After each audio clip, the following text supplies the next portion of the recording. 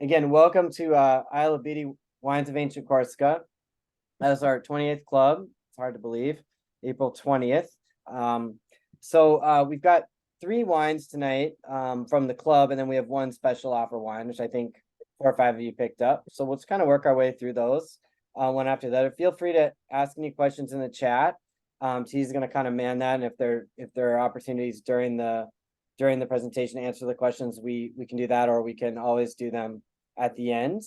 So again, any questions, feel free to either put them in the chat or save them till the end. So without further ado, I'm going to turn it over to Dana, who's going to help us through this first delicious wine. We'll come back to this slide periodically, but here's just a map of Italy on the left there. You can see the island of Corsica here, and then the wine regions of Corsica here on the right. All right, thanks, Dana. Fantastic. Thanks, Jeff. Thanks for that. Yeah, and as Jeff was just saying, we're kind of coming off the tail end of this fantastic run through Greece. We're really looking forward to sharing the results of that with you guys, kind of based on our previous club, which was the Wines of the Pan-Hellenic Festivals. So yeah, really exciting stuff. My mom was just stepping over here real quick, so I'm going to break the third wall, and I'm just going to do a little panoramic. There's my mom, and there's my dad, and there's Jimin, my wife. So we're all remote, coming to you from all corners of the globe as usual, with Jeff in Hawaii, T and I in California. Ryan is actually up in Oregon right now at a coffee event where he's doing some cool work. So yeah, excited to be with you guys tonight, and we'll dive right in with the first wine of the evening. So this was a really cool wine that we were really excited to bring on this month. This is the Domaine Casa Rossa 2021. This wine is obviously, it's a rosé, and we don't do. Well, we've definitely done rosés in the past, but we really only move into rosé territory when we're really fond of the wine, and this one certainly fit the bill. This wine is 25% Grenache, and so those of you who are familiar with French rosés, you'll know, of course, Grenache is a key component to Provençal style rosés in the south of France. What's interesting about this, 75% Neoluccio. And Neoluccio is a Corsican varietal that has a really interesting history that's actually tied to some of the topics and concepts that we've explored in the club, specifically with the history of Corsica, and just the waves of people that have come to Corsica over time, and the rulers, specifically in this case, the Genoese, right? And we talked a little bit about how in the 13th century, Genoa comes and takes over the island and rules it from the 13th until the 18th century. So this kind of question over this varietal, Neoluccio is approached Janice Robinson, actually, originally, Janice Robinson, I'm sorry, she first, in her earliest works, talks about this as an autochthonous native varietal. But the reason for that is actually, you actually have a lot of other varietals being introduced to Corsica in later periods, specifically from Algeria, right? Folks that are coming from Algeria and planting things like Cinsault. So the rediscovery of Neoluccio as a sort of native Corsican varietal was kind of tied to that process. But genetically, and in Janice Robinson's later works, she speaks to this. It's almost identical genetically to Sangiovese. So the question of where this varietal comes from is really tied again to the history of Corsica. And there seems to be really good evidence that Neoluccio was brought over by the Genoese and then planted. And the grape itself, Sangiovese, actually has a propensity towards mutation. So there are some differences, but mainly it has to do with the style and varietal. I mean, you see the same things that you would find in Sangiovese. You find a grape that thrives in vineyard soils with primarily clay and limestone. It is highly tannic and produces wines with high alcohol and low color pigmentations, hence some of the color that we see in this rosé specifically. So definitely good reason to believe that we are dealing with Sangiovese here. This wine is actually produced by a family-owned company, the Bremen company. They actually specialize in the south of France making sparkling wines out of varietals in the south of France, but they actually have holdings in Corsica, and they produce this fine rosé. I was unable to pull a tech sheet on this. It was a little bit hard to get info about this wine. So I think we can just kind of taste through it.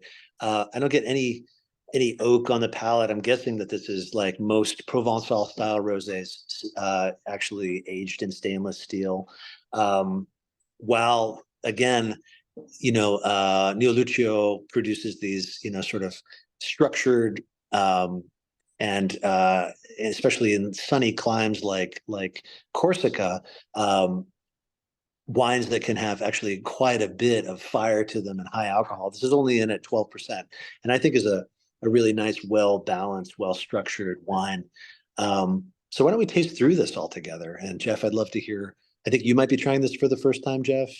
Tasted first time. this Yeah. was my first time going through it, and we can kind of share some notes here and some thoughts. I mean, a lot of really nice red fruits on the nose. This cream. Try this thing. Yeah, I'm getting a lot of melon too, just like green melon, and like you said, Dana, a little bit of strawberry notes to it. Strawberry notes, a little bit of like peach, warm summer peach to it a little bit. Yeah, there's a little bit of subtle tropical in there as well. That kind of a little bit of and this is pineapple, passion fruit underneath some of that acidity and some of a lot of nice minerality to this wine too. Kind of a crisp and clean finish, but some of those, and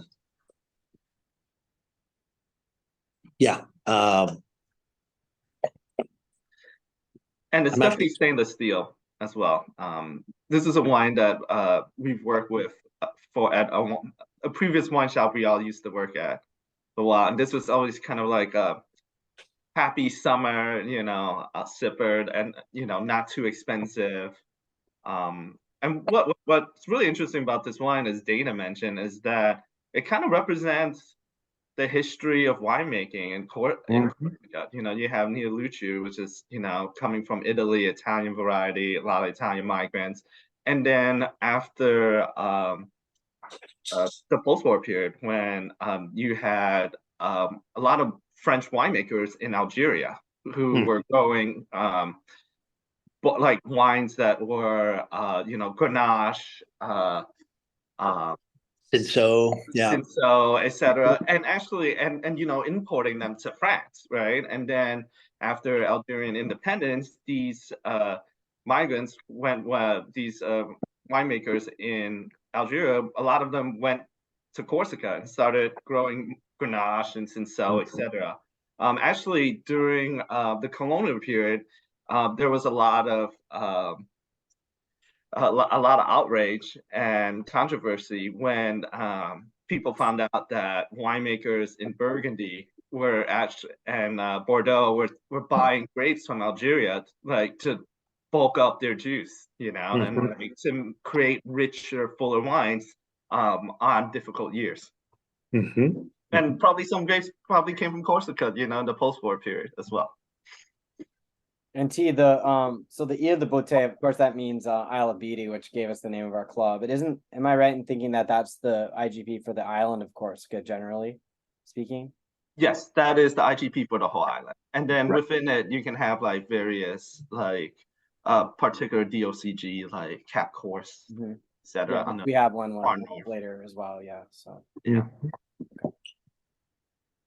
And also like this style of winemaking, as it's very crisp, very light, very Provençal.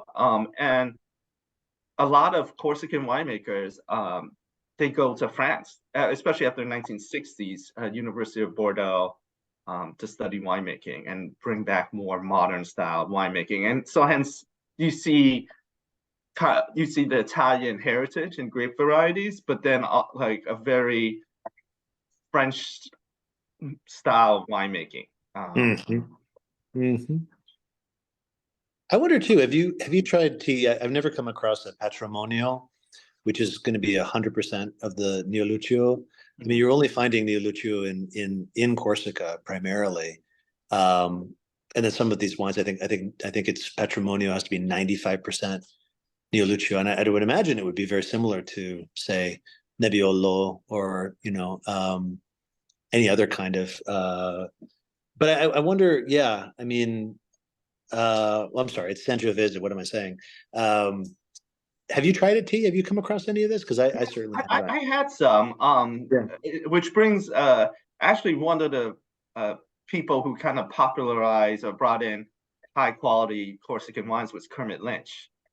So he actually, Kermit Lynch has some of the like best, most like sought after traditional like small production Corsican wines, and he definitely has there's a few Patrimonials, wines from Patrimonio in there, and they're kind of like they're like Tuscany, but like think like a Sangiovese from Tuscany, but maybe a little bit juicier and like more round and a little bit less on the tannic side.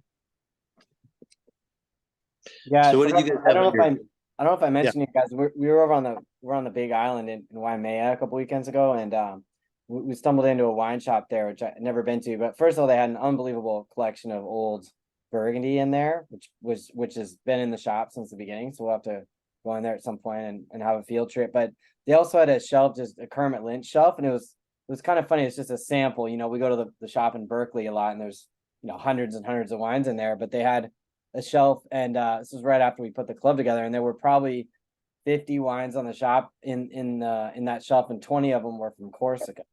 So it was really interesting, just a Kermit Lynch, sample of Kermit Lynch wines, and so it just kind of indicates the close association between Corsican wine imports and Kermit Lynch. So kind of interesting.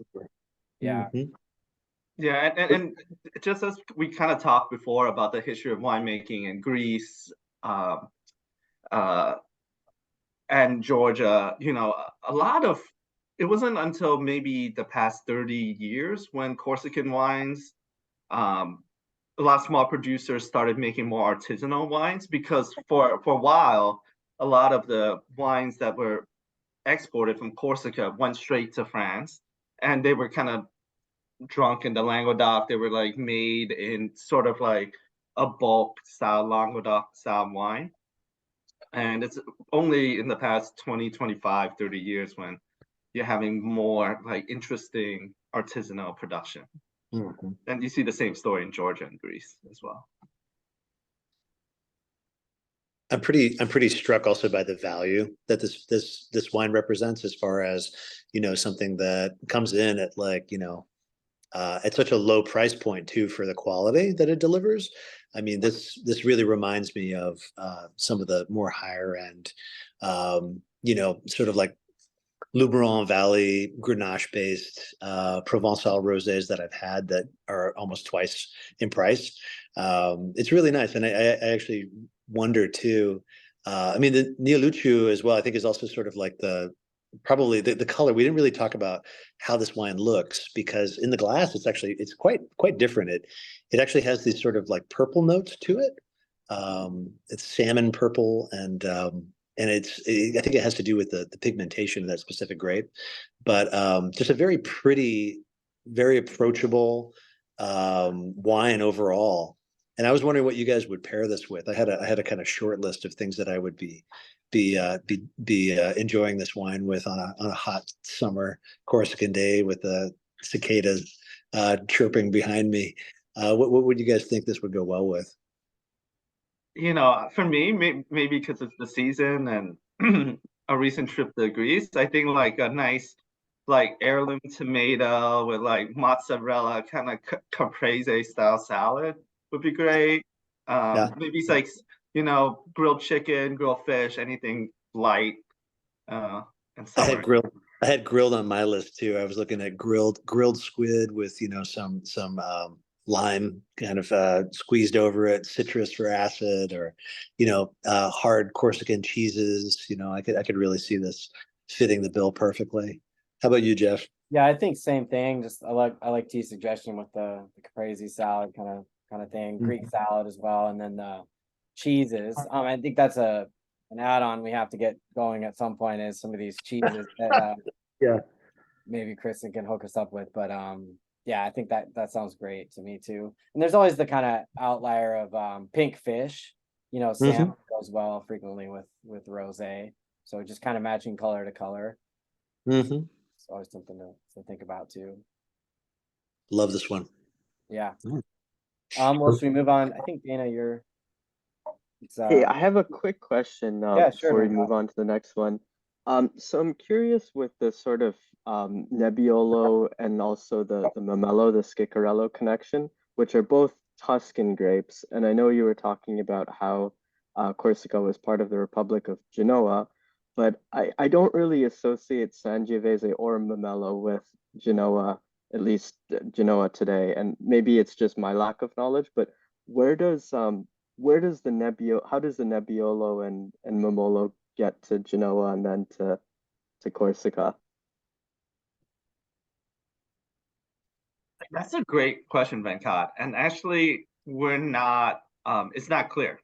It's actually, when we're trying to do research for this, I was trying to figure out the, Neoluccio, Sangiovese, Tuscan connection to Genoa, and there's nothing really that I could find in the literature, both of like Jancis Robinson's World Atlas, as well as like her basically book on like the history of grapes. Yeah, it's pretty early as well. I mean, I think isn't the evidence of these grapes being grown on Corsica in the 12th century, which is really early on. So we're talking about context almost like, well, basically pre-Renaissance. You're talking the Neoluccio specifically? Yeah. I think it might have been the Chacarello I was thinking of. Chacarello. Oh, okay. With that, yeah. But yeah, just seems like those connections between those different again, it's basically pre-Renaissance, kind of papal states almost at that point. Would have been the connection. So and the fact that there is that kind of question, and we see, right, like I was mentioning earlier, Jancis Robinson kind of initially talking in terms of autochthonous varietals versus imports, right? This is also tied to the history, but also the politics, right, of what we see in Corsica, right? Corsica as part of France, right, which is part of the current debates, current dialogue. It's history is never apolitical, and certainly like modern Corsican identity, right, is something other than France. And I think that when we talk about the origins, like we've talked about in other clubs, right, who was the first to domesticate Vitis vinifera sylvestris into vinifera vinifera, right? That possession, right, over these grapes, possession over the over the characteristic, right? It ties into these other things. So it's a very messy, but also really fascinating interplay. So I think that's one we're going to write down, Venkat, and we're going to see if we can follow up a little bit for you too. But great question. Thanks. Before you go on to the next wine, I had a couple of comments as well. So we're actually trying an assortment of foods with this as well. So you were asking about matches. Absolutely. Pasta salad goes well with it. And you had mentioned a sheep's cheese in the notes there. We couldn't get that, but we do have a sheep goat cheese mixture, and that's quite nice with it as well. The interesting one is we got this Casta Vetrano, the green olives. Something really interesting is going on there. I don't know how to describe it, but it's something that's different than the two separate. So I definitely recommend you try it if you got some of those. Yeah. That's a great recommendation. That's a really great recommendation. I mean, I whenever I have olives too, I also, the tannins in olives are so pronounced. That was actually a question I kind of had about this wine and tasting it. We're talking about this connection, possibly. I mean, did you guys get any kind of tannins? I didn't get anything really out of this. Not really. Yeah. Not really. Yeah. I mean, it would be, Joe. Yeah. Nothing magic happened with the Kalamata olives, but yeah, those green ones over. Yeah, that's pretty interesting. So. Anyway, that's it. Thanks for that's a great suggestion. Thanks for that. Yeah. All right. Well, should we move on to number 2? Yeah. Happy to talk about this one. So this is we have 2 Schiacciarello in the club, and this one comes from the western coast of Corsica, which is actually traditionally thought of as a better wine growing region than the eastern side. The eastern side kind of had a history of a little bit being of it being warmer.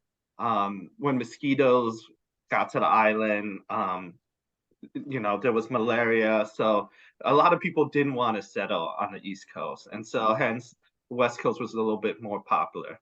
So Schiacciarello is the same grape as Mamolo, which is a grape that you usually see as a blending grape in Tuscany. It can be blended with Sangiovese, but sometimes you can find it on its own. And when you do, it's slightly thicker skin, definitely more dense, a darker color than Neoluccio or Sangiovese.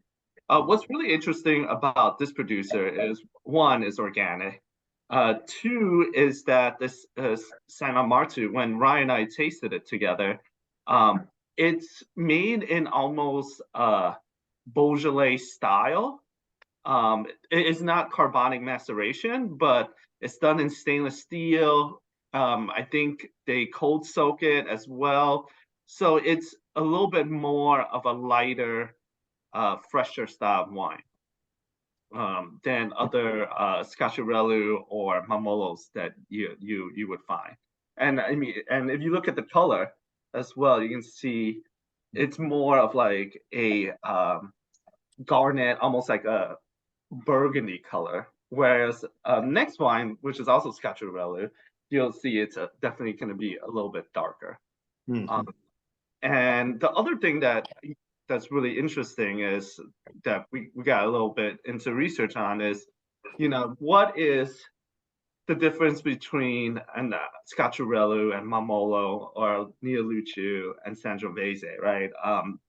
Here we get into a pretty interesting, complicated discussion about clonal varieties. Our friend Pietro, who grows Italian varieties up in Lake County in California, just north of Napa, he says he has 16 different clonal varieties of Sangiovese in his vineyard. And so, when grape plantings of Sangiovese came to Corsica, and of course, being on an island environment, just like the Galapagos, they're gonna interbreed within their cluster more, and so hence, and then in combination with the terroir of the island, you're gonna produce something that's gonna be different than where it's originally from, right? So hence, Primitivo from Italy tastes a little bit different than Zinfandel in California. Now, how much of that is due to the varietal characteristics? How much is that due to winemaking? How much is that due to the weather, soils, etc.? It's difficult to fully parse out those differences. And also, how does variety eventually have a separate name, right? Like where in Corsica they don't say Sangiovese, from Sartine and Corsica. Those are all really interesting questions. And I was talking with a biologist and trying to nail down the difference between, okay, when is something a clonal variety, right? Like, so think of Pinot Noir. We have a Pommard clone versus a Swan clone, right? And when does it become its own separate name, right? And it's clonal varieties. You can the reason people say it's you can tell that they have different phenotypical characteristics. For example, great leaf size, the way the shoots come out, etc. But it's so they're a little bit different, and it's always interesting to think when when a clonal variety gets pushed to having its own name or be considered its own variety. I always think, my classic example is that, of Pais, right? The mission grape that got transported all over the world, to the Canary Islands, to Chile, to the States, to California by Spanish missionaries. And the Pais from Canary Islands on volcanic soils tastes totally different than Chile. Tastes totally different than California. So those are always really interesting things to think about, and especially I definitely think being on an island and being especially if it's closed off, it definitely with interbreeding, and mutations, right? You can have a white mutation of Sangiovese where it produces some white grapes as well, and then what do you want to do with that? Do you want to intermix it back, or do you separate it and try to make its own thing? Are all really interesting historical winemaking decisions that people make. Yeah, isn't there a Vermentino, a red Vermentino mutation as well, T? Yeah, I think so. That's super rare, but yeah, they have in Corsica as well. Yeah. Yeah. So what are you guys getting out of this wine? Oh my God, the color is gorgeous. It's just really such a beautiful wine right out of the glass. It's a really interesting point you made about islands too, T, just in terms of, I was suddenly thinking back to our kind of ongoing conversation about, nearby Sardinia and like what the combination of just different factors, environment, winemaking can turn Grenache into Cannonau, right? Like, so the same thing, it's pretty fascinating and kind of again, tied to the history. But anyway, yeah, back to the wine. I think it's beautiful. I get this brambly black pepper, on the nose. It's just this sumptuous, juicy, really solid acidity. I love this. And you can also serve this slightly chilled. I didn't get a chance to chill mine, but I can tell. I'm like, oh, if there's like a little bit more of a slight chill on it, it'd be really nice. Yeah, I love this wine. I mean, it's amazing. It's so kind of like you're saying, Dana, kind of it's almost feral. It's like from a wild, like the grapes are being grown in a wild berry patch. Has a lot of that just kind of not a natural wine, but it feels like it comes from nature. In that sense.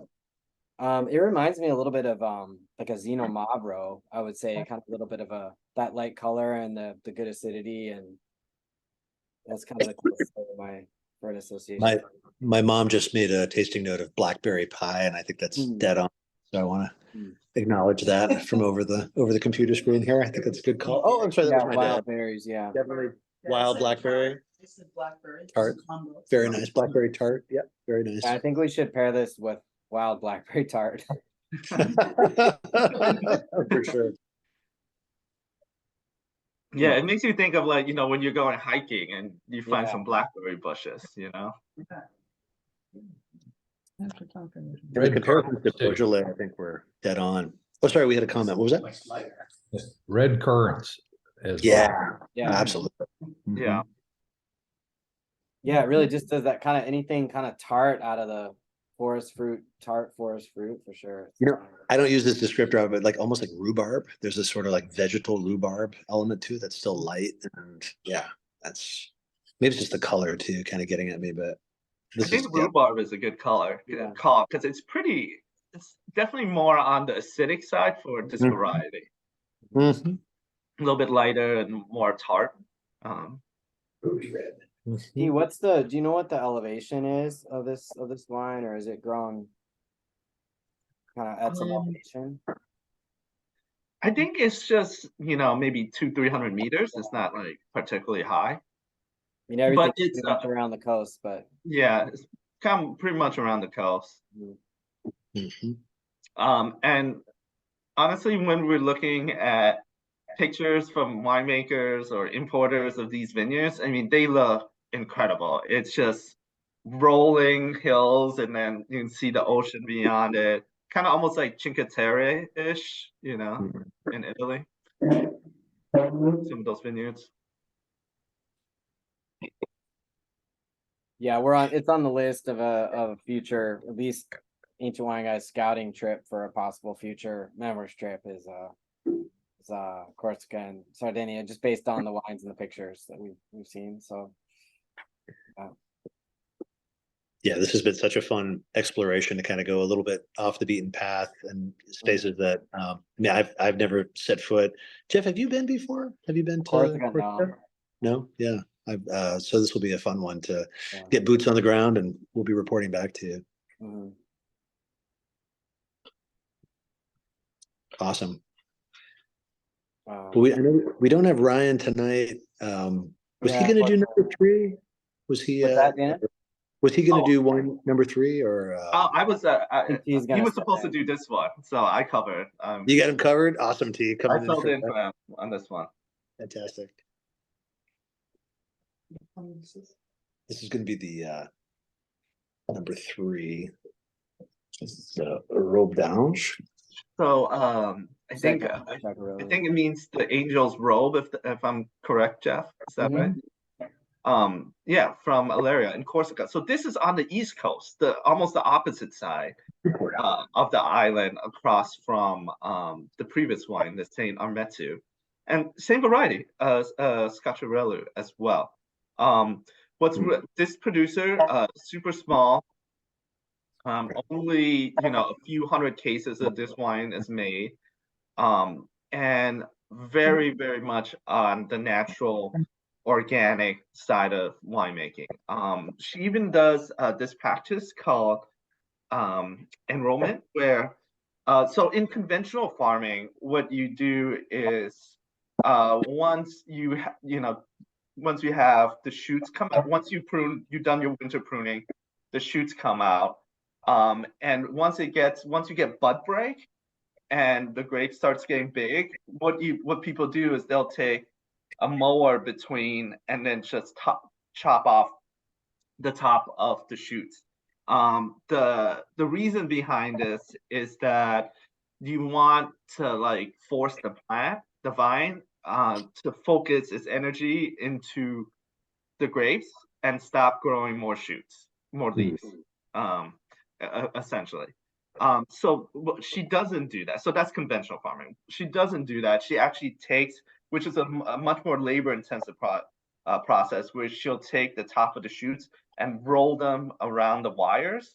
One of the famous people who started this is Lalubise Leroy, who from Burgundy, and so the theory behind not cutting off the top of the shoots, that when you do that, it shocks the plant, right? Imagine, it's the plant's like, oh my god, a bunch of the shoots got cut off, and the theory is that when you do that, it makes the plant kind of shut down a little bit, and it produces more phenolic bitterness in the grape, because the plant kind of shuts down, because it goes into a period of shock.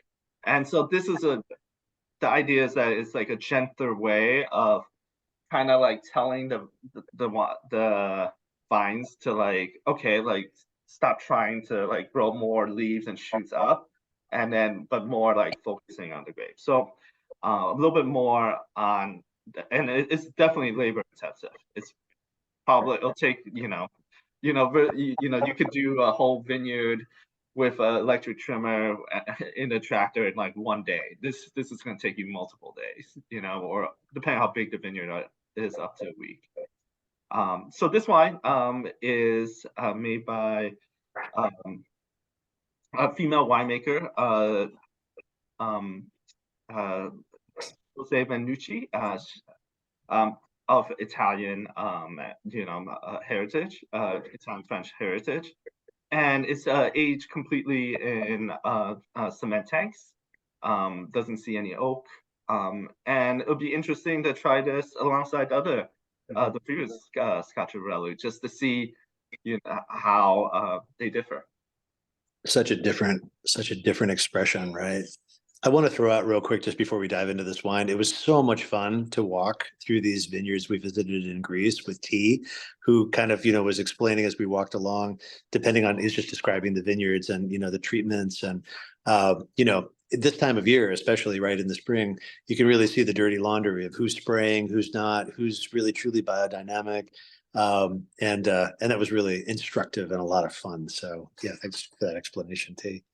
Yeah, I mean, it's really great if you're able to go see vineyards in March or April. It's you really see, because there's no cover crop yet, or there's like starting to be cover crop, and you can tell who's farming which way, because if someone is spraying, I mean, it looks like the moon. There's like nothing growing on there except grapes, and the soil is incredibly compacted because there's a lack of biodiversity. It's really funny just to be alongside like a vineyard where someone like sprayed and someone didn't, because on the biodynamic organic side, you can see like wildflowers and butterflies and like ladybugs, and then the other side's like nothing.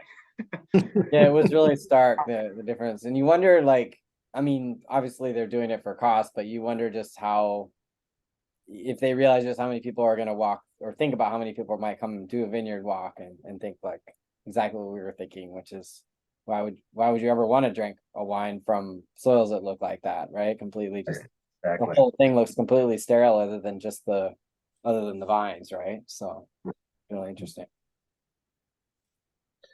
What do you guys think of this this wine versus the last one? Yeah, back to T's question, because there are really different expressions and both equally beautiful, but quite different. Yeah.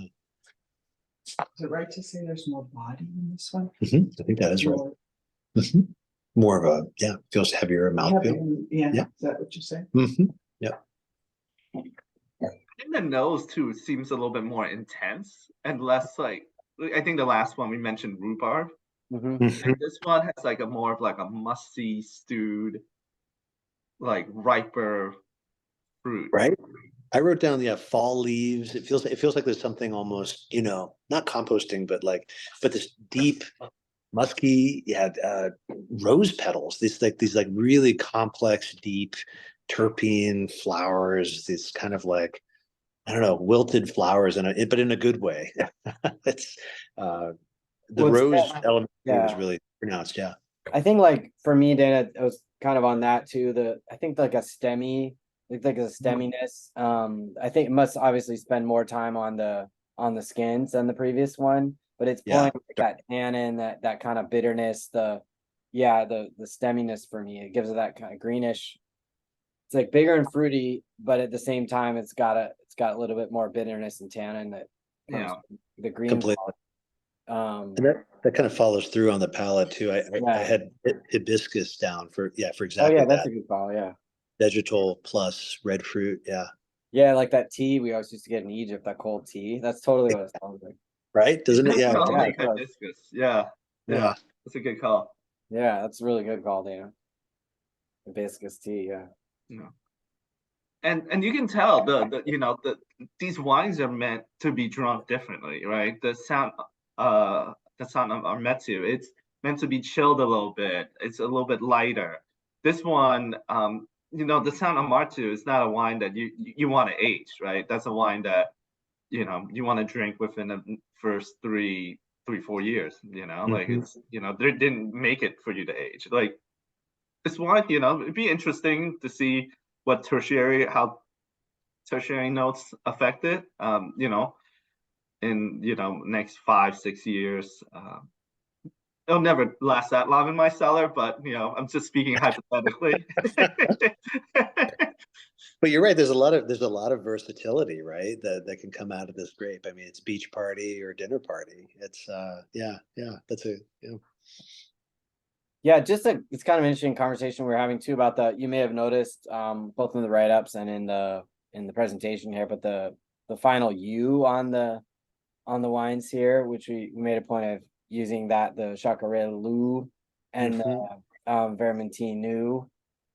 Those are the Corsican, local dialect Corsican. If anyone was wondering if you've seen those in two different spellings, that's why that's there. Same grape, but on the Italian mainland, they use an O in that situation. So, yeah.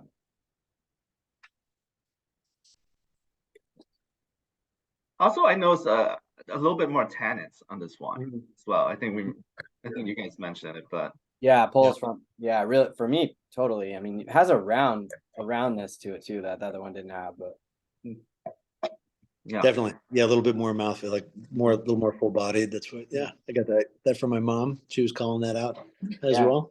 Yeah. I sell her a case of it, Dana. Yeah, so. That's right. We will come into your kitchen and do this for you. You just have to put us up. That's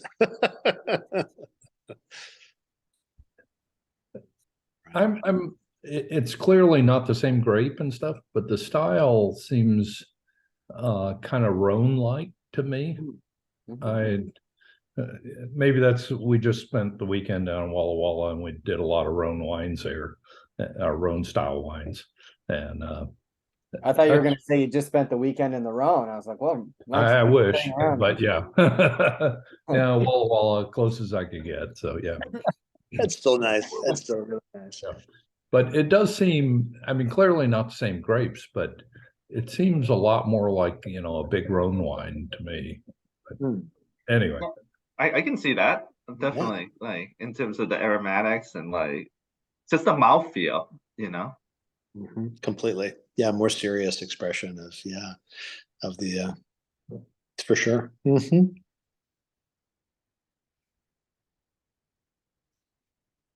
All right. It's really good. Well, should we move on to the next one? Our final bonus wine. Questions. I kind of want to stay with these two, right? I just want to. Yeah. First one. Yeah.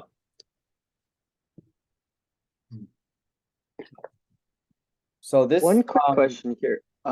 Just to, sorry to interrupt. The third one is really more typical for and I'm butchering the pronunciation here, but the Schicarello or the S grape.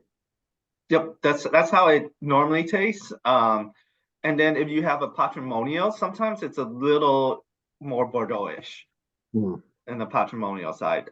Just because I think there was a little bit more influence in like the Bordeaux style winemaking, and those wines, the patrimonial wines from patrimonial are meant from, they can age pretty well. So I think they make it that Bordeaux, like, so imagine like upping a little bit more of like intensity of fruit and a little bit more tannins. Got it. Thanks, Venkot. So yeah, our final wine tonight, some of you have this wine. Those of you who don't, we can certainly get you some if you decide after us going through it you want to order some. Just let us know, we can put it in your next wine club. But this is the 2019 Domaine Pieretti Blanc. It's from the appellation Coteau du Cap Corse, which is, if you remember the map, I guess we can go back real quick to the map here, is the very northern part of Corsica, that little spit of land that points up toward France. So just, I mean, the very obvious point to make about that is it's surrounded by the sea on three sides. So it's going to produce incredibly saline wines. I mean, I had not tried this wine before yesterday, and I got it in the mail and opened it up. That was literally the first thing I wrote down was, wow, this wine tastes like it has salt in it. Yeah. We can kind of touch on that a little bit more when we taste it, but it's a very small appellation just geographically and in terms of the number of growers working there. So this wine is made by Lina Pieretti. I think they have 14 hectares that they're growing on there, very small. And the grape here is Vermentino or Rolle is what it's called on there, which is the French name. So in southern France, the grape is known as Rolle. You may know it from if you know Ligurian wines, there's a Genoese connection there as well, but in Liguria it's called Pagato, and Favorito, I think it's called in Tuscany, and has a few other names. they call it actually Malvasia de Corse sometimes in Corsica itself. So it's just one of these grapes that has a lot of geographical range. So you'll see it in France, obviously, but all the way through the Italian peninsula. And it does really well keeping acidity in hot climates. So this is an incredibly hot area, Corsica, and it's very sun exposed. They do have a cooling influence from the sea. Obviously, it's surrounded by the sea, but it is warm there. But the grape actually does really well keeping acidity in warm conditions. So this one in particular, it's all stainless steel. It's fermented in stainless. They put it in, actually cool it. They pick the grapes when they're cold, so the coldest part of the day, and then they keep them cold throughout the entire process to kind of maintain the fruit quality and the acidity in the wine. So maybe have a look at it. Yeah, I mean, to me, it just still has that really saline quality. Get a little bit of like melon, a lot of citrus, a little bit of nuttiness. On a cantaloupe, a little bit of floral, like almost like a white flower kind of thing. Completely. I'm getting almost like a little bit of like phenolic, like beach ball to it a little bit too, which is surprising because I would expect that only in, Alsatian varietals or, Yeah, it really, to me, reminds me very much of the Pagato. I love Pagato, or Vermentino from Liguria. This reminds me a lot of some of the versions of that I've had. Yeah, and that kind of aromatic is pretty typical Vermentino, Vermentino, and in this case, I get also pineapple too. Yeah, like tropical, like it's like salty pineapple. Yeah, salted pineapple. That's a good call. Yeah, I like that. It is crazy. It has to be one of the saltiest wines I've ever tasted. I mean, in a good way. It's just got like a really. But it's like this beautiful combination of salt and acid, right? Salt, like acidity. Yeah. Super zippy. Yeah, very, very. Yeah. Yeah, acidity's great. I mean, talk about a good cheese wine. This is an amazing cheese wine. Salty cheeses, yeah. 100%. Yep. Yeah, straight Reggiano. That'd be delicious. Yeah. Yeah, but also like it doesn't fail on the fruit too, right? Like just yellow apple, lemon pith. That's that's 12.5. I actually thought this was actually a little hotter than it turned out to be, because I think it just comes in with so much complexity that I thought it might be like at 13 or something, even higher, like, but it's 12.5. So a little bit hotter than maybe what we'd expect, but balanced and really beautiful. T, what would you think about this wine? I mean, it seems like the kind of wine you could age for a couple of years. What do you think? I mean, oh yeah, for sure. Yeah. Get some interesting, like maybe draw out some of those nutty characteristics. Yeah, the acid will drop a little bit, the acidity will drop a little bit, but then you'll get some more nuttiness and more tropical aromas out of it, out of the nose. You guys get a little bit of yeah, aromatic wines age really well. Alsatian, Rieslings, and etc. Yeah, or I got one. I'm blanking. Sorry, it'll come back to me. The Rome white. It's like Marsan Roussan. Viognier? Viognier?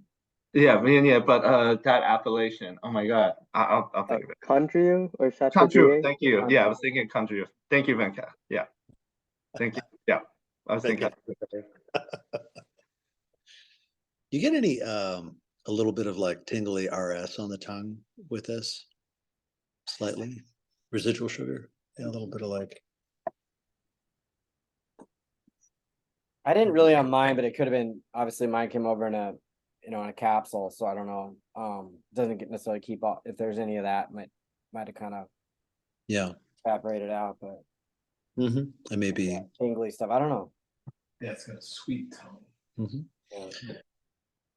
For those of you who don't know, we have a very highly regimented system of distribution of samples that go to Hawaii and various places, Oregon right now with Ryan and across the board. So About Jamie, my brother using that Caravan, that's been pretty integral for us. Kind of getting some, some very small quantities of wine to in a tightly closed container and get them around the country. So yeah.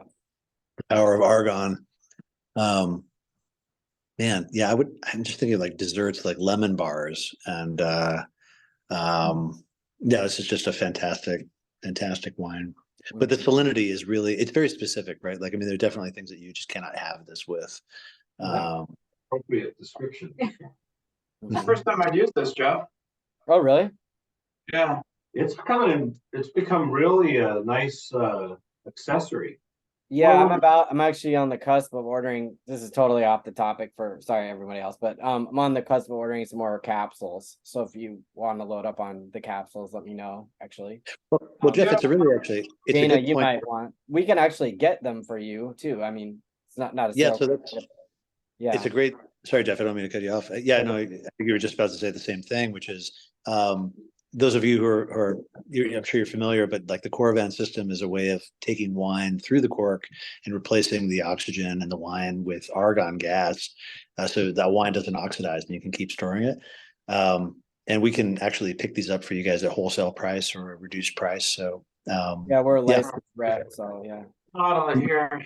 Yeah. Yeah, but let us know. I guess we kind of, we were kind of market those a little bit. We never did, but they're really useful. Yeah, for just a weekday, if you want to try something but don't want to open the whole bottle or whatever. It's really good for that. If you're doing an AWG event with 2 or less people, it's nice to have to open all the wine. It's a very good point. Yeah, absolutely. So just send us an email at info@ancientwineguys.com if you guys are interested in picking up a Caravan. We can get you one at close to wholesale price, and then we can get you guys the the capsules, the argon capsules, and just throw them in with your clubs too. So that's a really easy thing for us to do. Wow. So, Can you put me yeah. Put one on the list. I'll order one. We actually, Todd, For sure. we have one. I think we've been saving it just in case one of ours goes down, but we could probably, we'll talk about it. Definitely. Perfect.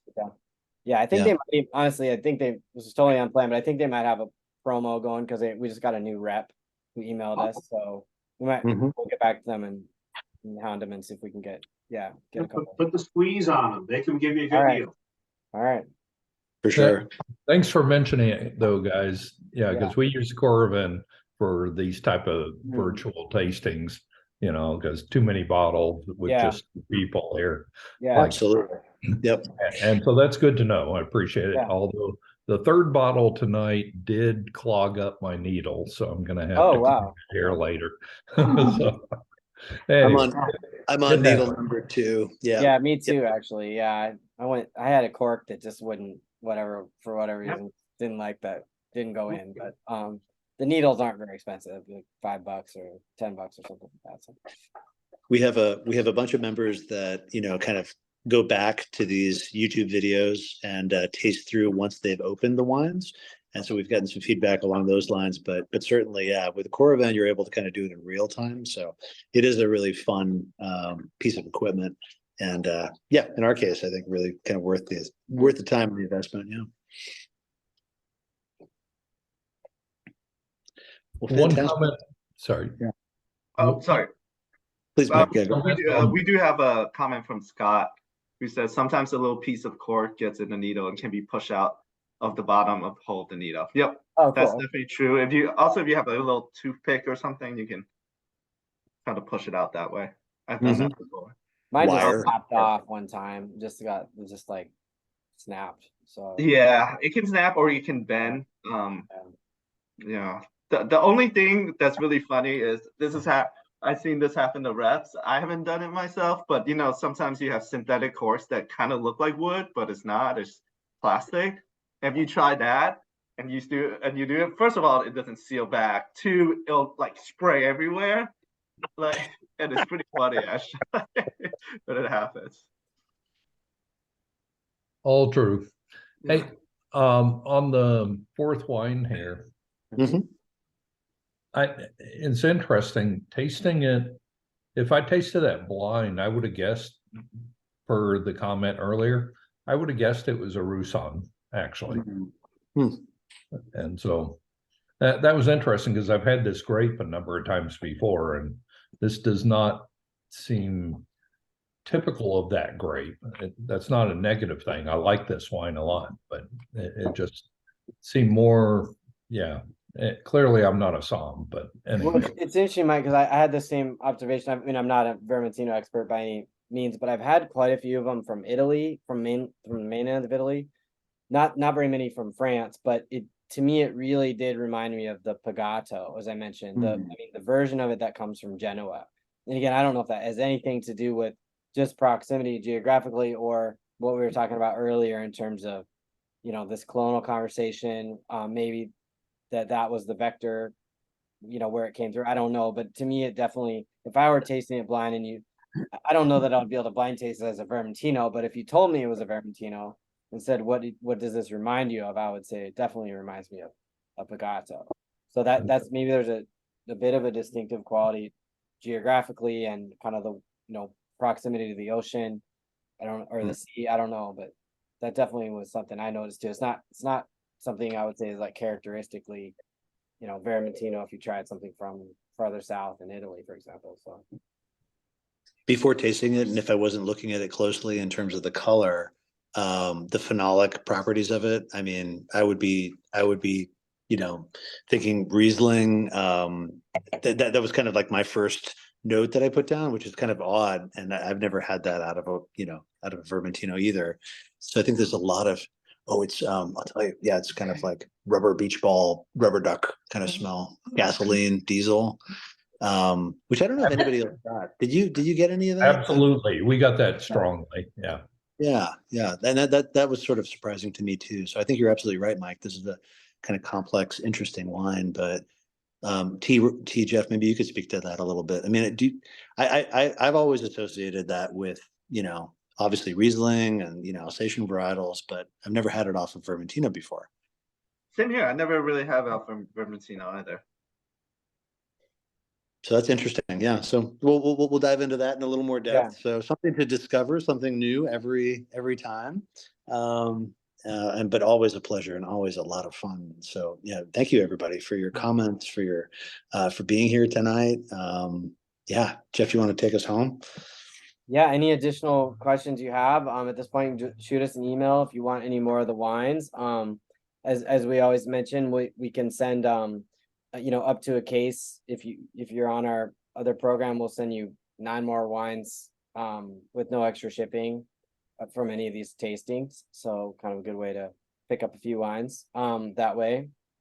And yeah, we're looking forward to sharing a bit more information about our Greece trip and kind of canvassing for volunteers to we're not taking you there on the whatever space shuttle went up today. It's very safe. And then we're kind of looking forward to our next club.